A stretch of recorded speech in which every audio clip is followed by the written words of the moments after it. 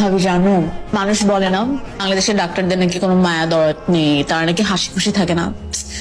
আজকে আমি ওয়ান্ডারফুল একটা ইয়াং ডাক্তারকে দেখেছি, সো চার্মিং। লাভ নাই, ওই ডাক্তার তোরে পাত্তা দিবে। এটা কাজ চল, এটা ইয়াং ক্লিনার খুঁজে বের কর, নাহলে পাত্তাটা বের করে দিস। ভাবি তোমাকে কিছু বলবা? এই তোর সারাদিন ঝগড়া করিস, টায়ার্ড হস না? কে বলছে টায়ার্ড লাগে না? অবশ্যই টায়ার্ড লাগে। আমি তো চাই ওর একটা প্রেমিক হোক যার সাথে সে ঝগড়া করবে।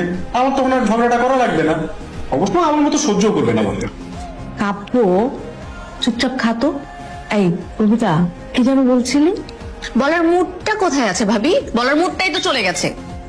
আশেপাশে যদি এরকম এনভায়রনমেন্ট থাকে, মানে মনের কথা কিভাবে বলবো বলো? খাটাস কোথাকার। আচ্ছা ঠিক আছে, খা, পরে শোনা যাবে।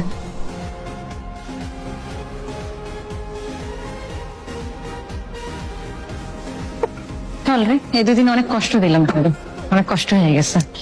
কোনো ব্যাপার না বান্ধবী, তোমার জন্য তো এতটুকু করতেই পারি।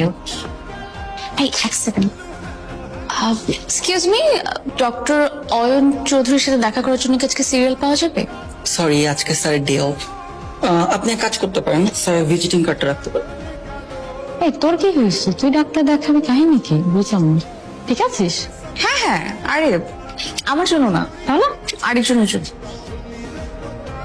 কি ভাবি, কখন থেকে আমি কলিং বেল বাজাচ্ছি, আমি সো টায়ার্ড। তুমি এতক্ষণ লাগলে কেন দরজা খুলতে? অয়ন আসছে তো, এই জন্য দরজা খুলতে দেরি হয়েছে। কে তোমার এই অয়ন? আরে অয়ন আমার কাজিন। হাই, আমি অয়ন।